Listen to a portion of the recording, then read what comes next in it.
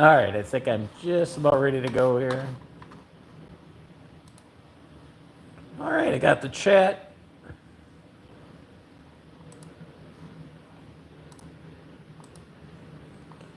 Alright.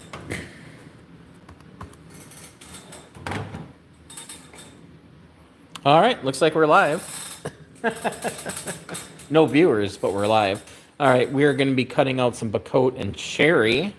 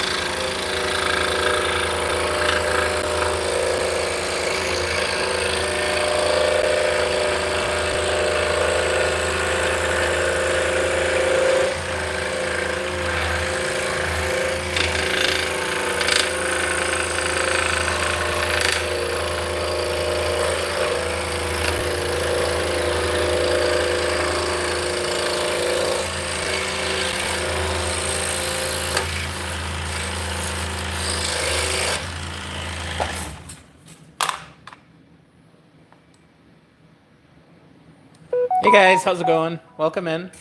Thank you so much for the like.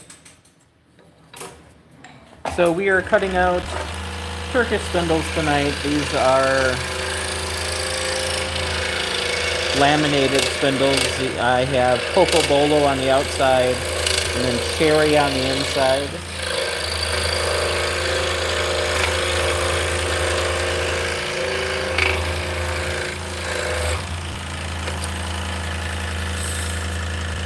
So they look like that.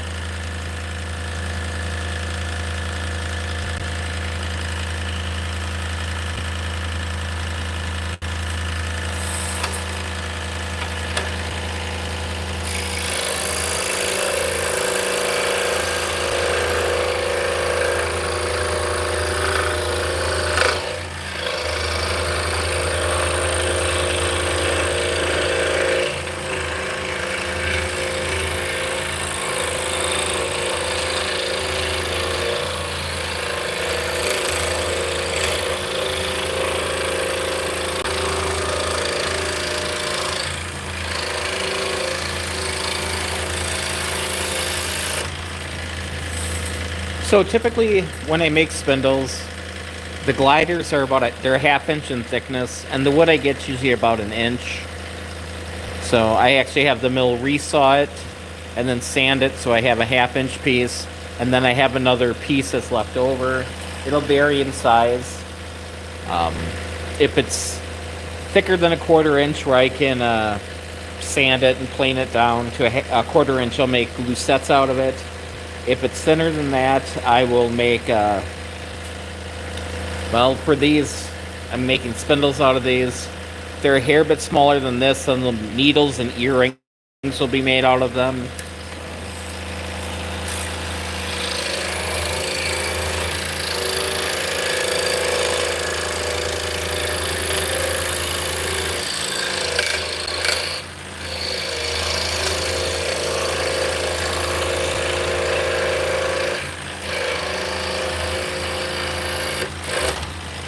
So I'm trying to use as much of the wood up as I can.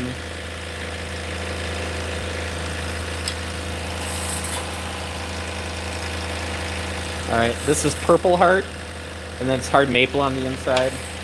I'm just kind of doing the mini ones that I see here.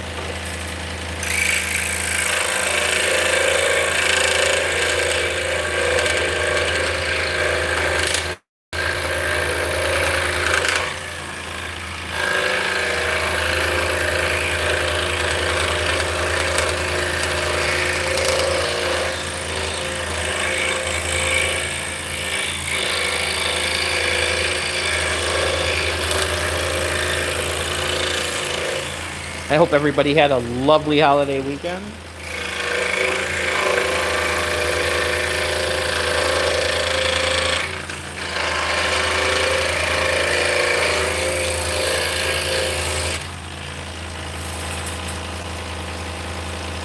I tried taking today off. That lasted until about 10 a.m. So I've been cleaning and organizing the shop all day. Not much as far as work goes until now.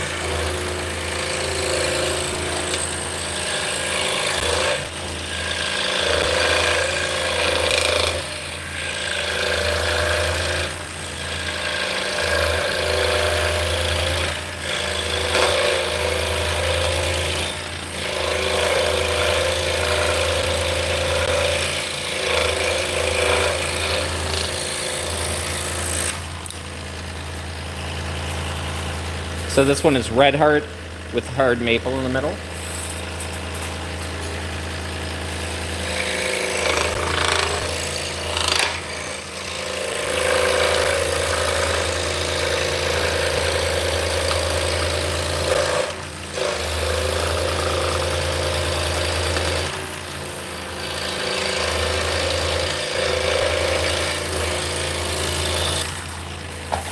So some of the time I only have a big enough piece to make, one of each size.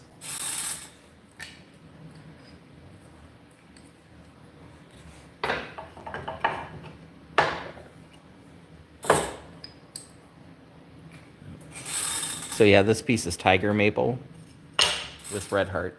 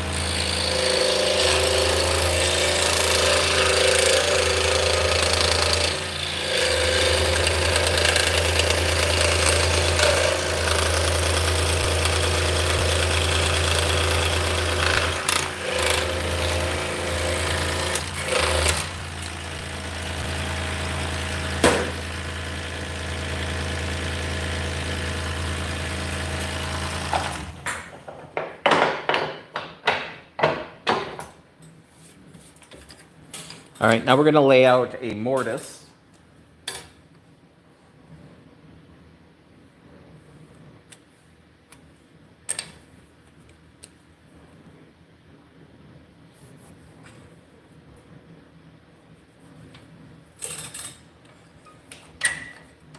It's a cool thing about scroll saws, you can take the blade off, put the blade through a hole, and make internal cuts.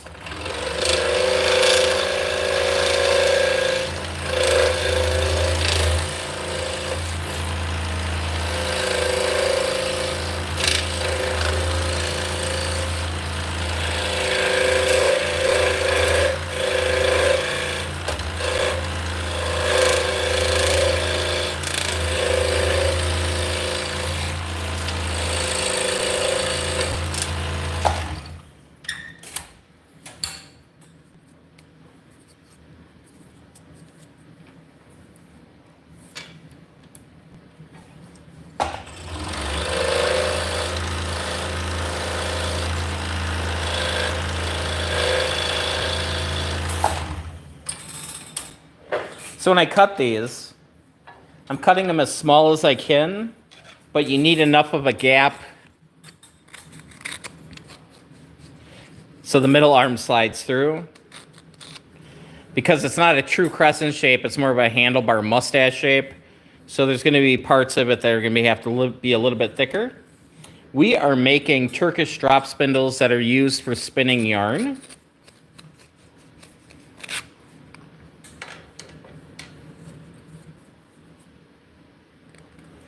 So, see if I got let me grab some shafts. I'm going to put a shaft on this right away, show you what it looks like.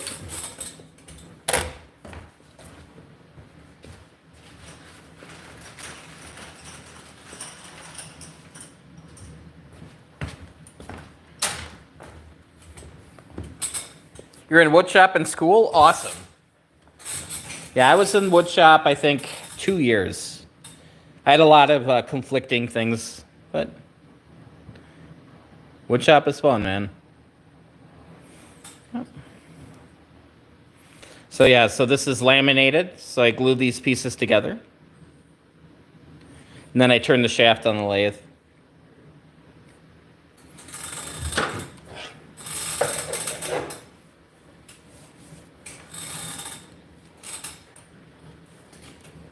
So I've been making these full time. This is my 11th year.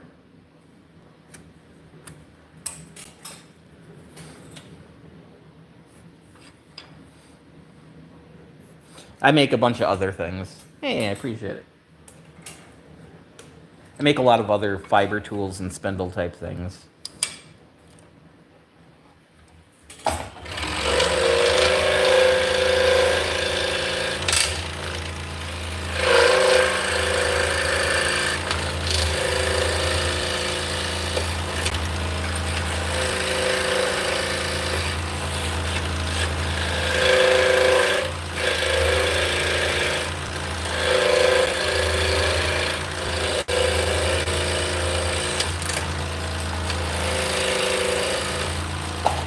So we were lucky enough in October to find this building.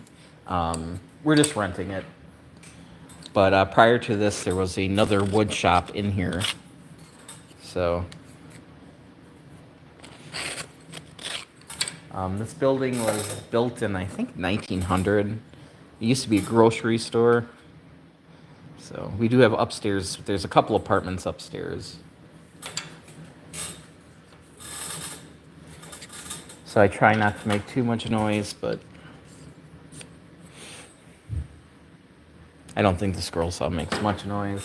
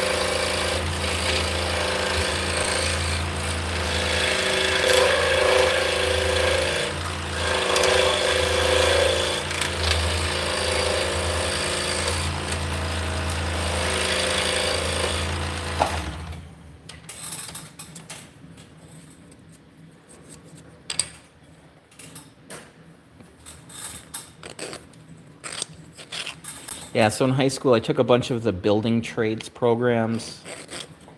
Um,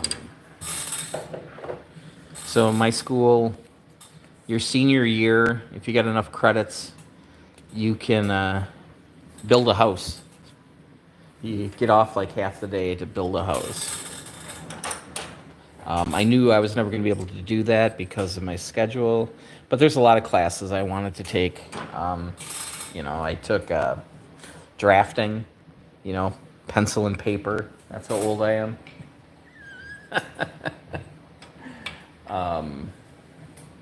Residential wiring, just things that I wanted to do. So, and I was in Woods 1 and 2, but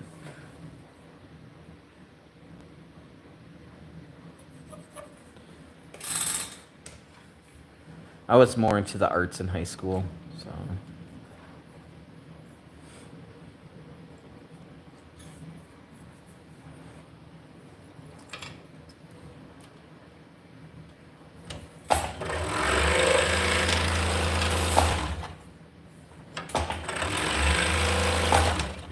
The heck? There we go.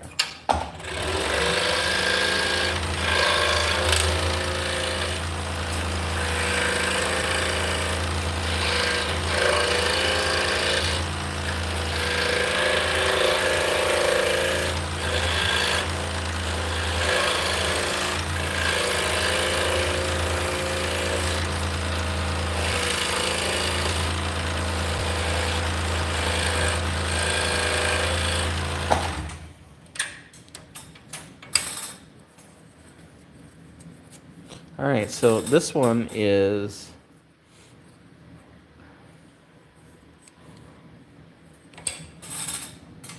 this is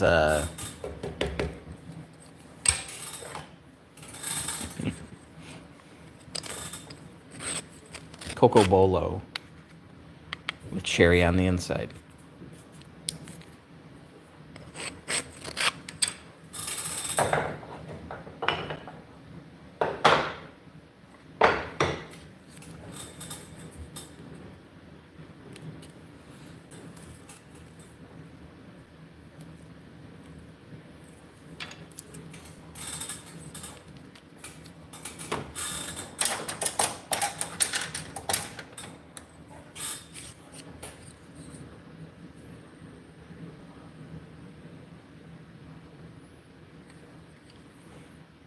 Yeah, it's gonna be pretty.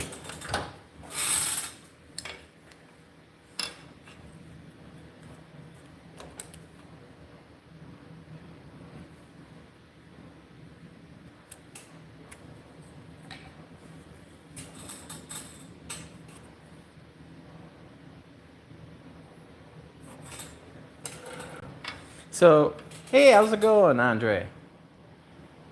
Yeah, as far as the laminations go, that's something new.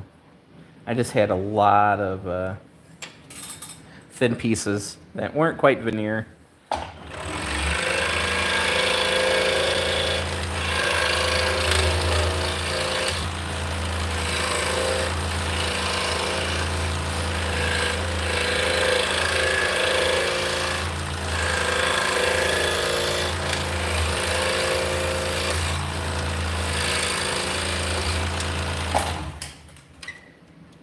We are making Turkish drop spindles that are used to spin yarn with. So we've been using spindles since at least Neolithic times.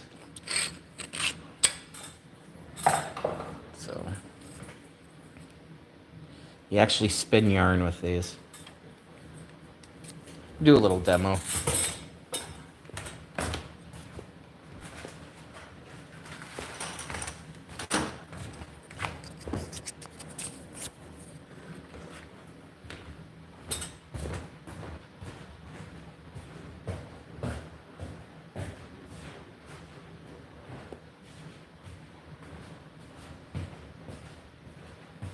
All right, so I'm prototyping today as well. So this is a TPU, so it's a flexible filament. So you spin the spindle, And then with your hands, you define the thickness and how much twist is going into your fiber. This is wool.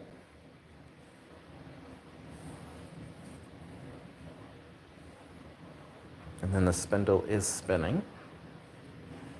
So you spin a length.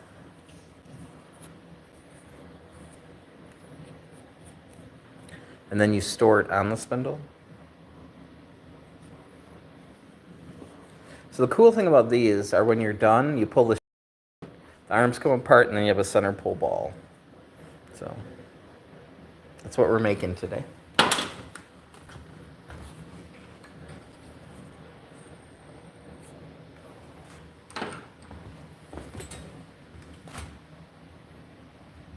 Oh, your grandmother did that? Nice. You know, it's just, it's an alternative to spinning wheels. I don't hate spinning wheels. I mean, yeah, I've got a few up there. I've got a few up there. Yeah. Those all need some bobbins and repair.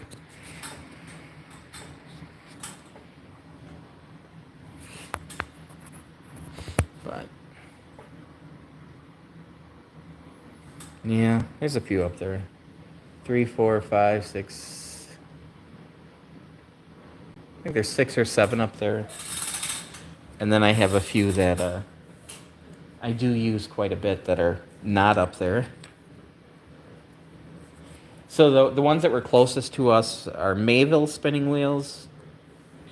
They were made from the Civil War till the 1940s. I'd have to look it up, but yeah.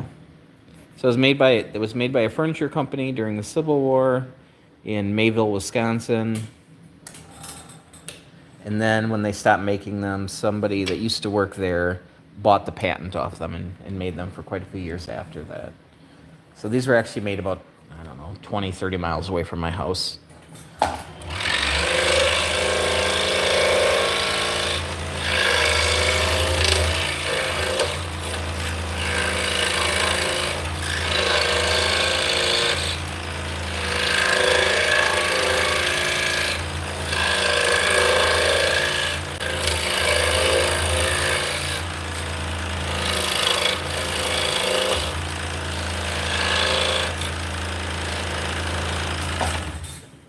Hello. How's it going, Pamela?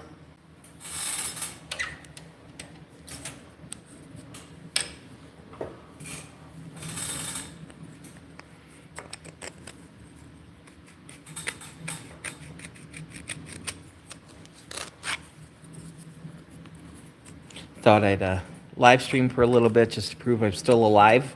Proof of life.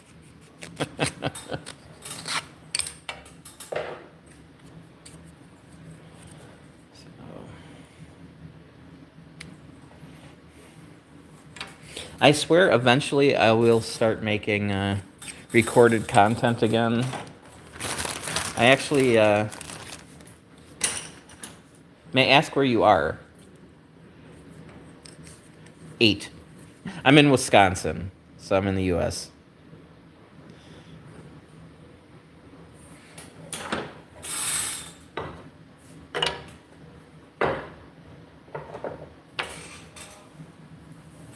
Colleyville, Washington. Nice. I'm in North Fond du Lac, Wisconsin. So quite a ways away. Never gotten out to the West Coast.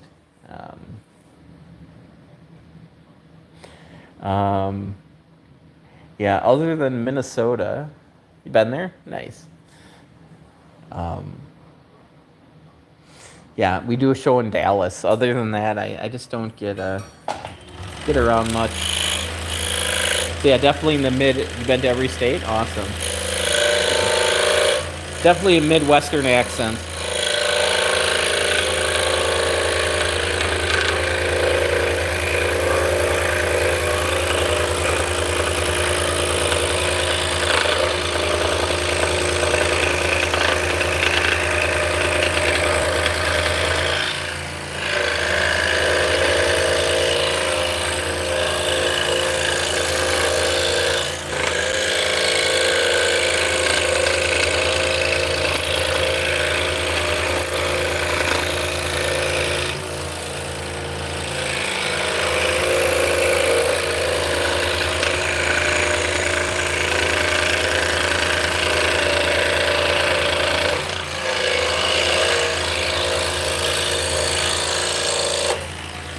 You're born in Tulsa?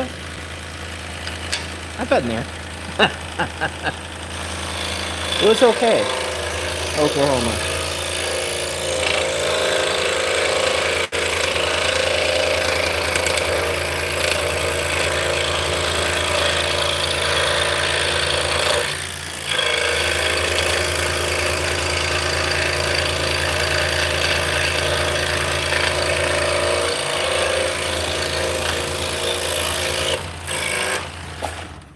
Hey Juan, how's it going?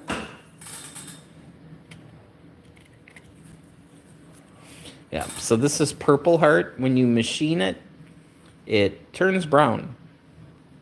And then UV or heat will bring it back to purple. But if you leave it in like daylight all the time, if you set it on a windowsill, it'll go from purple to black.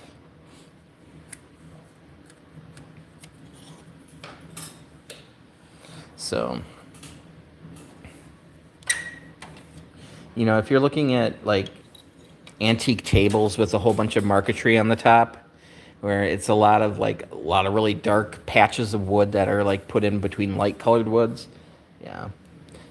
At one point in time, they would have been other woods that would have been gorgeous, but yeah, light, kind of the enemy of the exotic woods.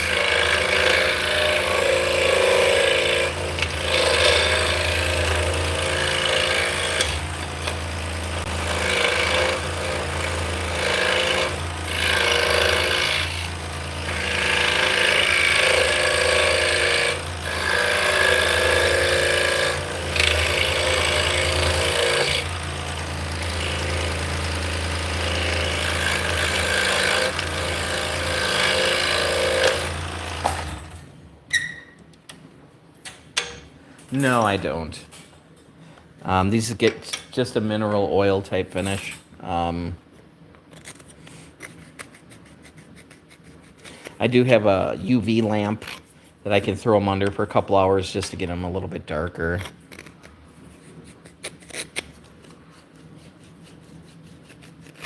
So I use a mineral oil and a paste wax or beeswax, depending on the batch, finish on them.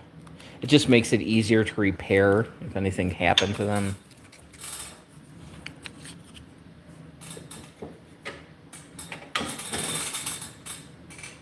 All right, and then this is Red Heart. I know it looks very orange, but yeah, it is actually red.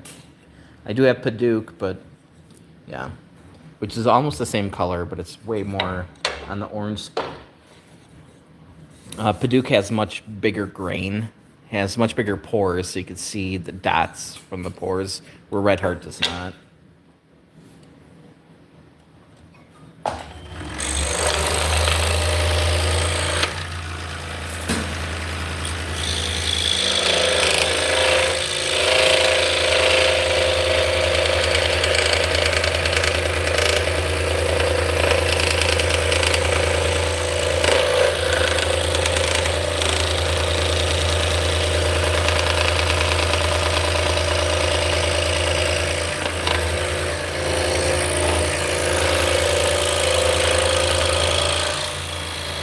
Yeah, not a problem.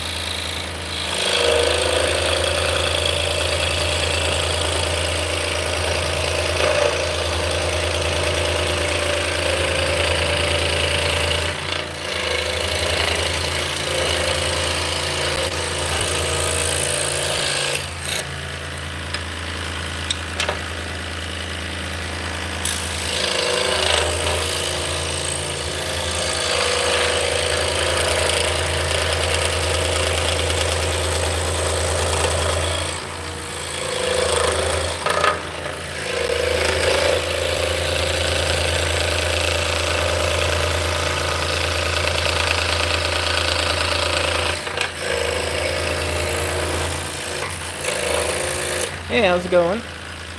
Sorry, I'm a little bit rusty on my Cyrillic, so I'll just say hi, P.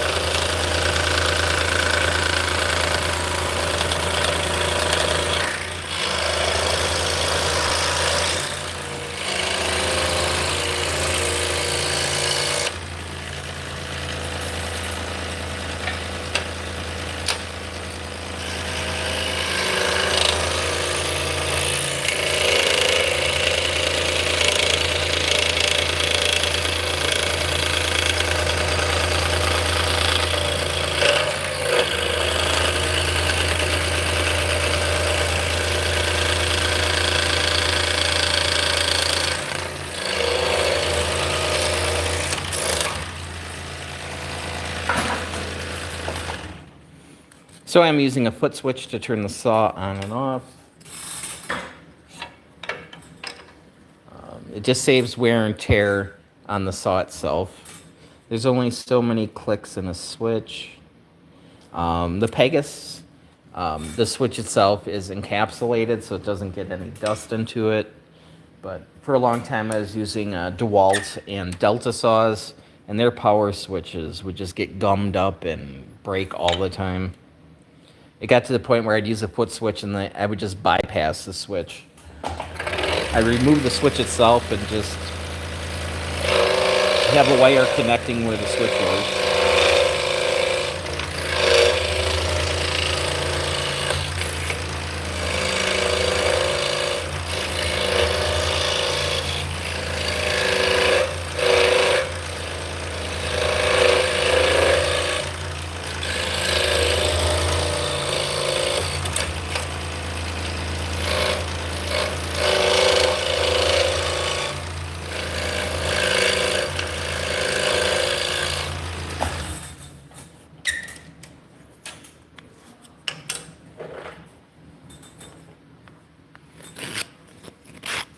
So there's two different types of foot switches. There is a latching foot switch and then a dead man. So I'm using the latching right now, so if I step on it, it'll turn it on, and then I can take my foot off it and then step on it again to turn it off. Next to that, I have a dead man where you put your foot down, it turns it on, you take your foot off, and it shuts it off. So right now, I have my drill press over here on the dead man, so starts it up, take my foot off, shuts it off, on, off. For this one, click once, you can see the switch in the very bottom corner, click it again, it'll shut it off. Hey, how's it going?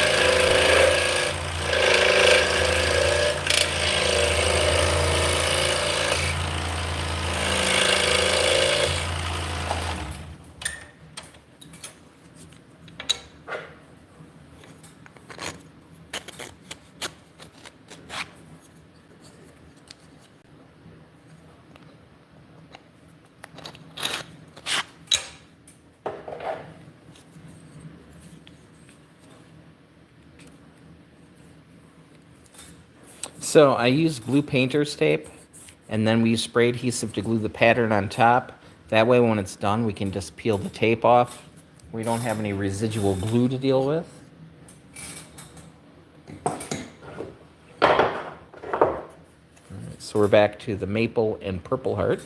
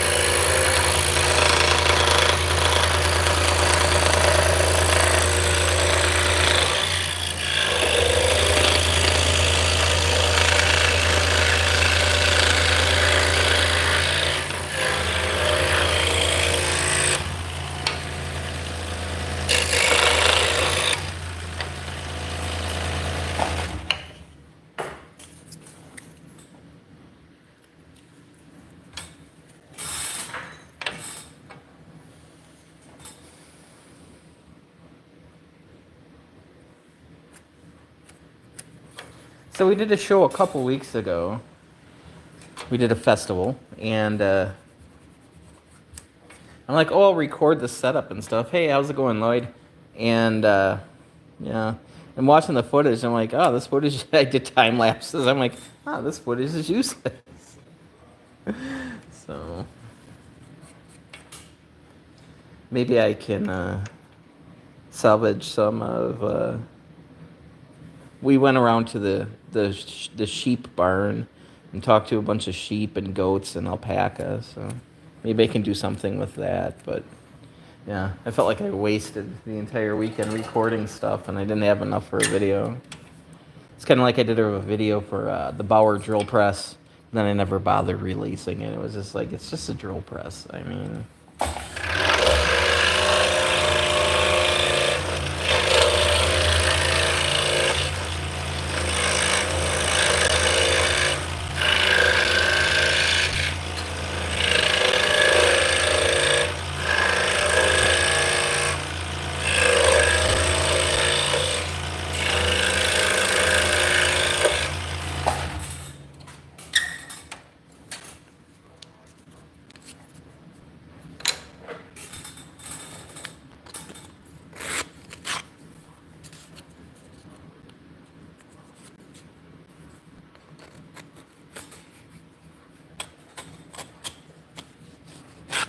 so I'm just using a rat tail bastard file just to guarantee that the hole is centered in both directions.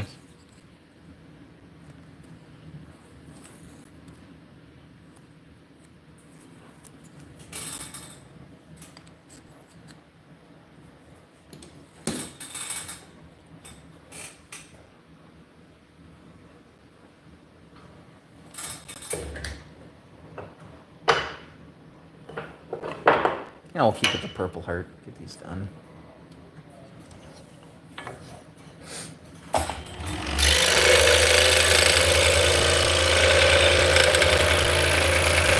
So I'm using a number 7 blade.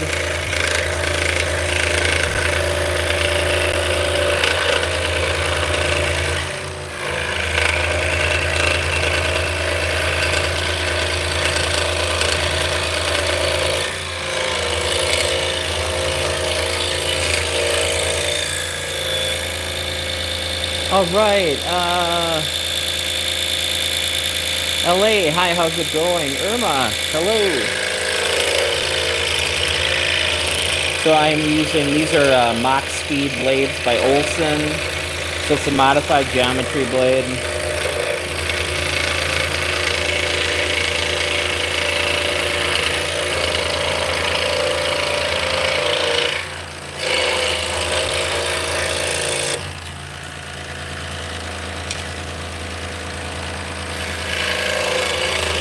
I also use Nikwa blades that are sold in the United States under the name Flying Dutchman. And I do also use Pegasus blades.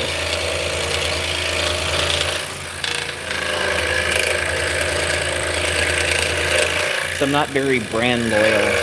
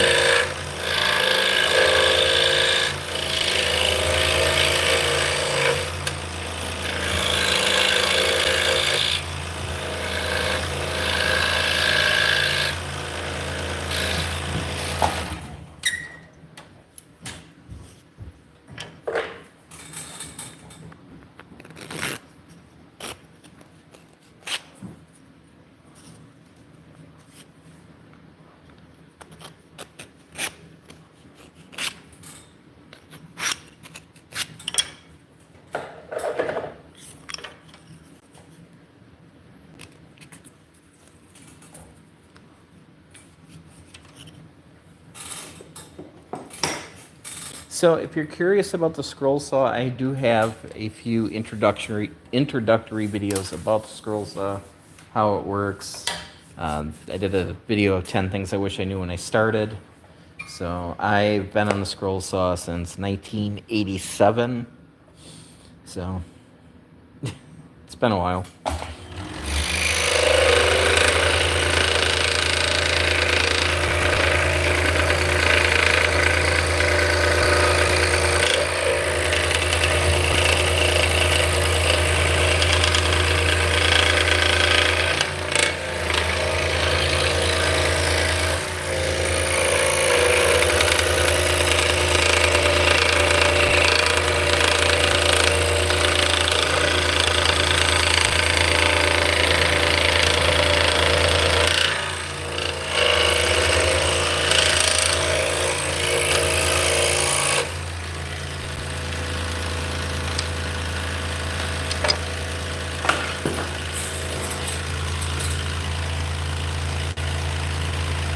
And I'm still dropping shit.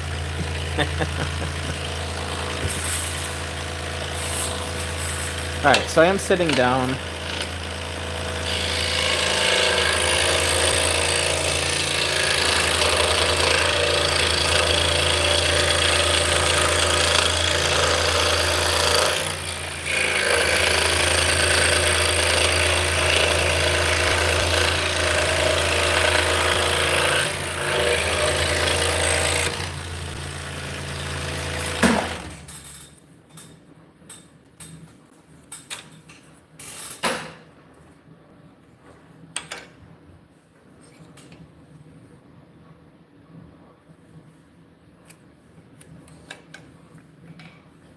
So we do burn the scrap. We do have a fireplace at home, and we're in Wisconsin, so it does get cold. So it's not, it's not our main source of heat, but it's nice to have a fire in the wintertime.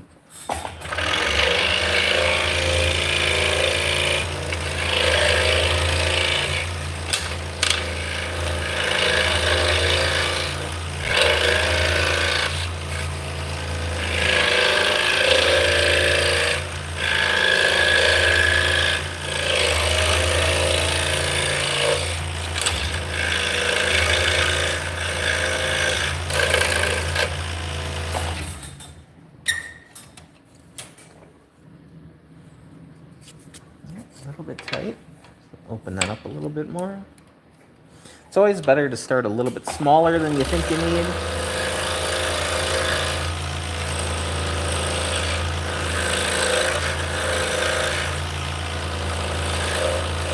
You can always make it smaller. Making it bigger is kind of a...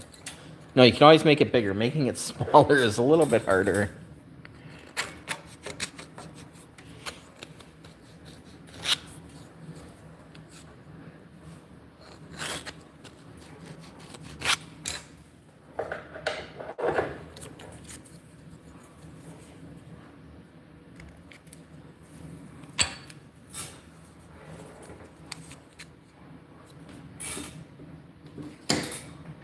So when they're in process, I buy these little dowels, and then I just glue a little piece on the bottom here.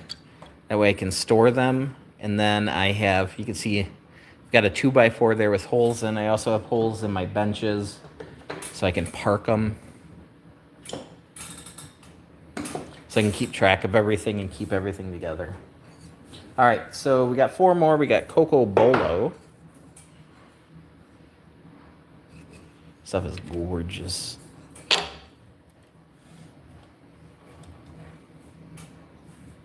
Hey Barley, how's it going?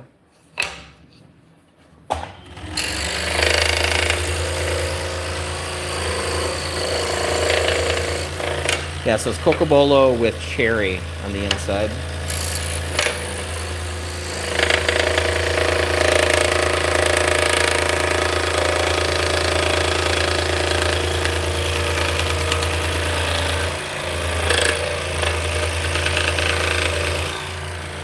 Hey Don, how's it going?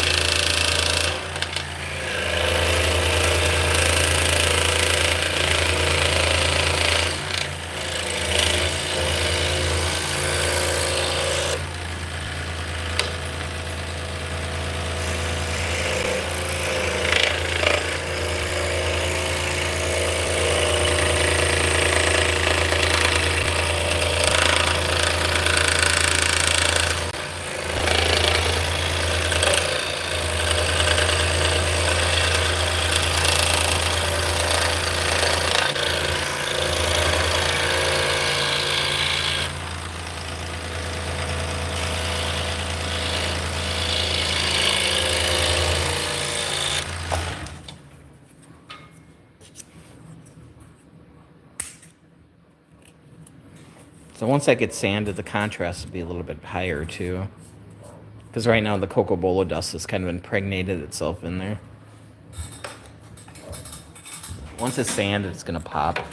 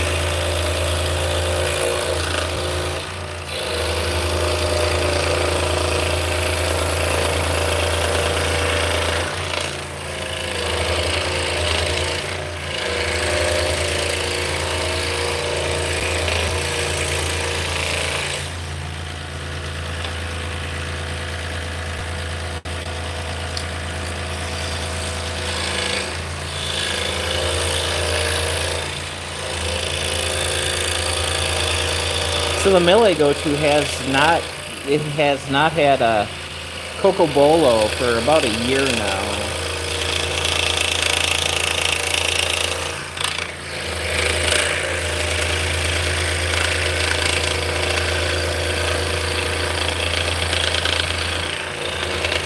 We got plenty of other woods, but for some reason no cocoa bolo. Hey Daniel, how's it going?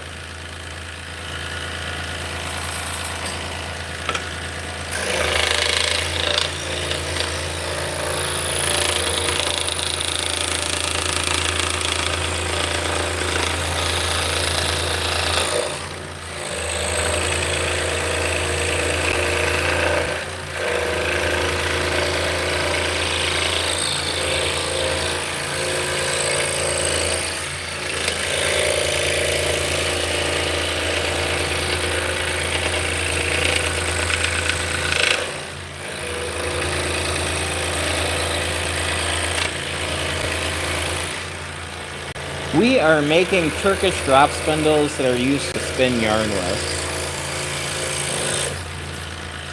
So these are kind of my day job.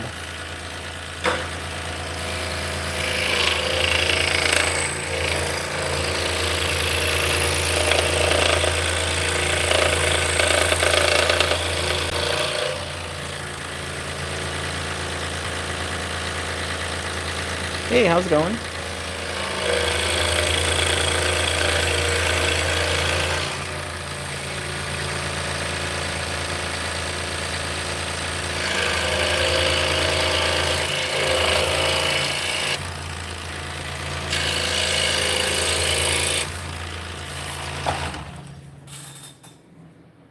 Just got a saw? Nice. Yeah, check out my other videos. I got some very beginner-friendly stuff on YouTube. I got some good beginner videos as far as, you know, what to expect out of it.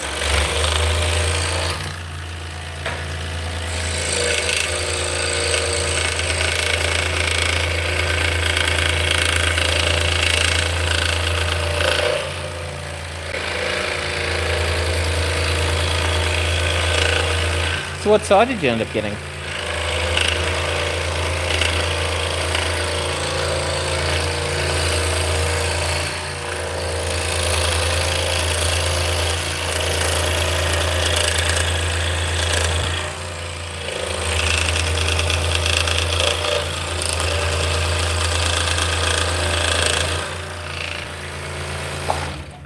Oh, this is a job for me. You got the DeWalt? Very nice. The new DeWalt or the old one? This is a Pegasus. So I saw DeWalt just came out with, did you get a 977? Or they just came out with a new one that's less expensive. Yeah, so this is a Pegasus. It's a nice saw.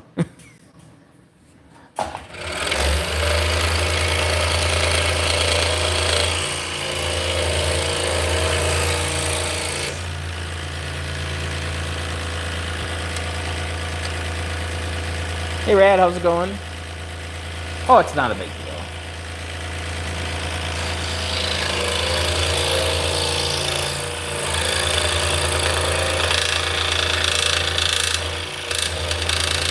Yeah, I ran DeWalt saws for quite a while.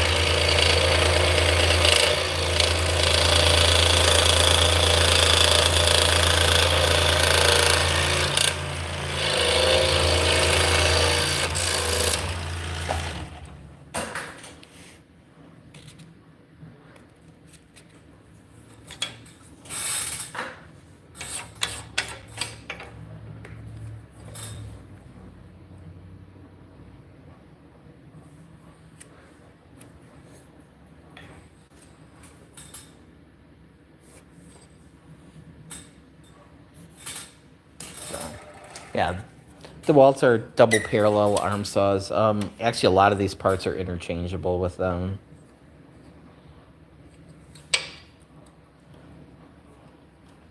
They have a similar ancestor.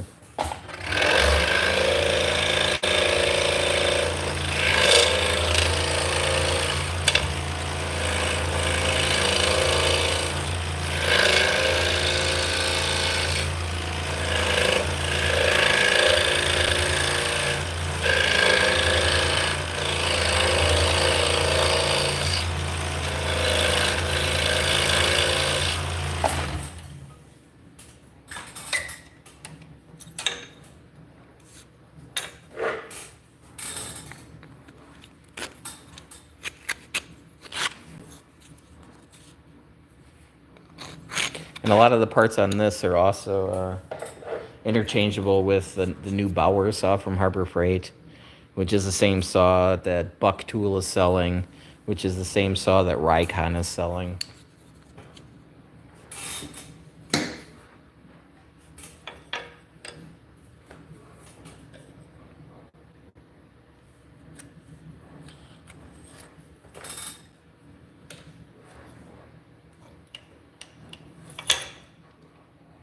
So like the Delta saws and the DeWalt saws are coming off the same production line.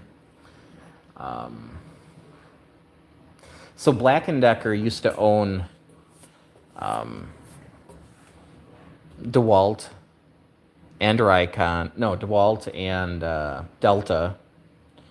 And they also owned Porter Cable. But all right, so Black & Decker owned DeWalt and Delta. And then both of those saws were made by a Chinese company who then bought Delta off Black & Decker, if that makes any sense. So now the company that owns Delta is still making the DeWalt saws.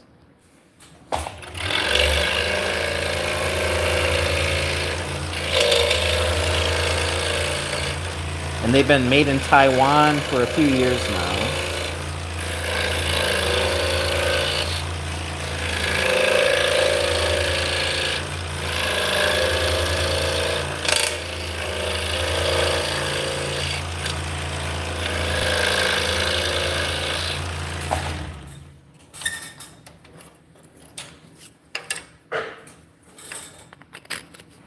So both of those saws were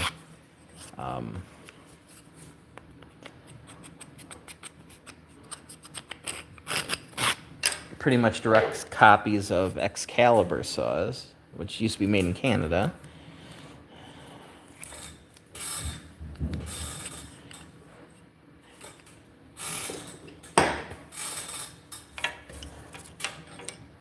Yeah, when it comes to power tools, you know, even with Craftsman never made any power tools. Other companies just made stuff and branded it.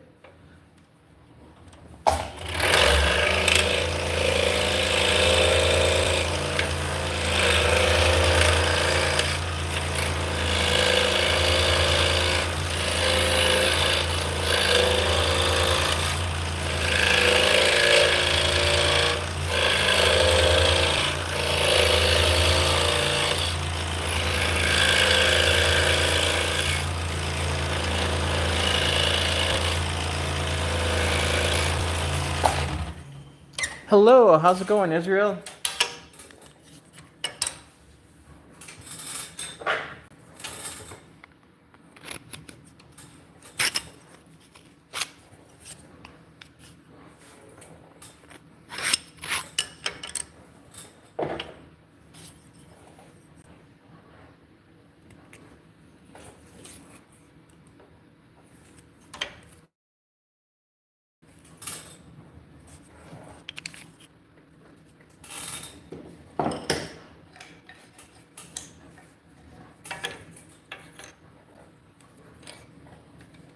Actually, I'm going to finish this one up, and then I'm going to get going.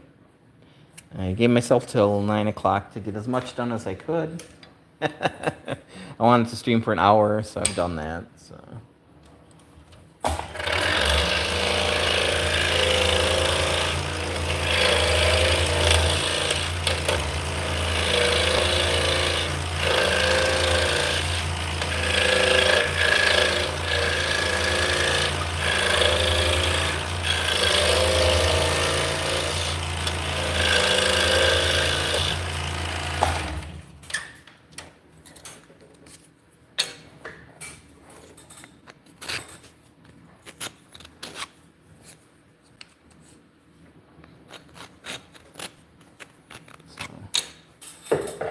So before I shut the stream up, we'll go check on the 3D printers and we'll go from there. Give you a little shop tour.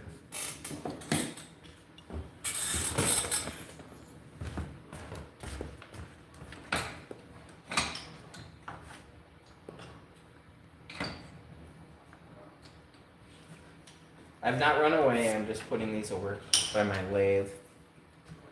Alright.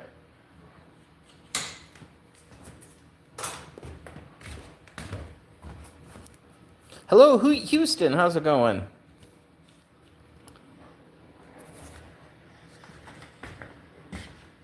Alright. So, yeah, this is my turning station here where I make the shafts. And, so, have a little video to make sure I can have a little monitor so we can see what's going on. Come over here, scroll saw. Got one of the drill presses over here. And we got the planer and the drum sander, chop saw. So this is a layout station. Good to hear. So that's where we lay out our patterns. This is my girlfriend's drill press. She's got a Nova Viking. The digital display. Pretty impressive. And I get a little shitty drill press over there. Got a couple laser engravers there. Got a CO2 laser there. Prototyping some Turkish spindles. And doing some dragons. Just about done. Done. Yeah.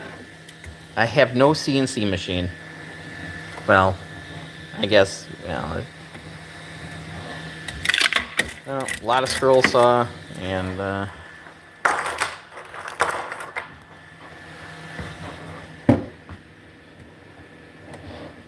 it was always I never had room, so I'm just getting the next one going.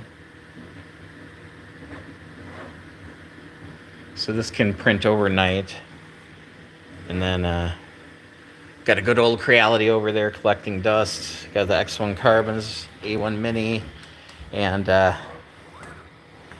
little King Rune K3 PF, I want to say. Right? I mean, I never had one because I never had the room. Now I have the room, and I even have 220 plumbed in here. But yeah, now it's just... There's only so many things you can do. So I got my little Rikon bandsaw. Little cheap-ass table saw. I do a lot of scroll saw work, so a lot of this stuff is just to break things down. Right? I should ask Santa. And then this is my little recording area where I do the beginner scroll saw video stuff. So I felt like doing beginner scroll saw videos on like $1,000 saw would kind of raise the question, you know, well, of course you can do that. You got $1,000 saw. So I got the Harbor Freight saw that I got to do a 6-month review on it. It rocks. It's fine. And then a little Bauer drill press over here as well. So yeah, webcam, monitor.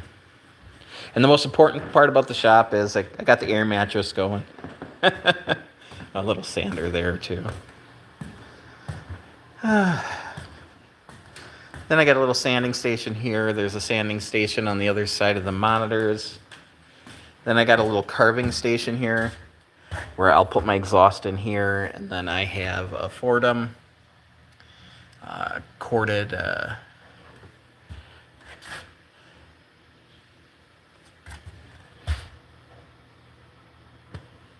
rotary cutter, whatever. So yeah, that's the shop. It's time to go home. Thank you so much. And then we got a little packing area up front. We got a couple little rooms in the back. We got a full creepy basement. So I'm getting set up for our next show is, oh, the neighbors just smoke way too much dope. It just stinks in here.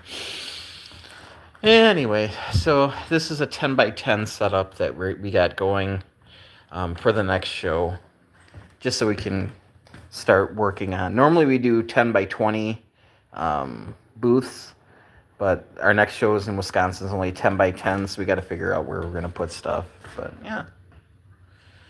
So these are the newer ones that are for sale right now. And then typically the stuff on Etsy's on that rack and Shopify's on that rack. So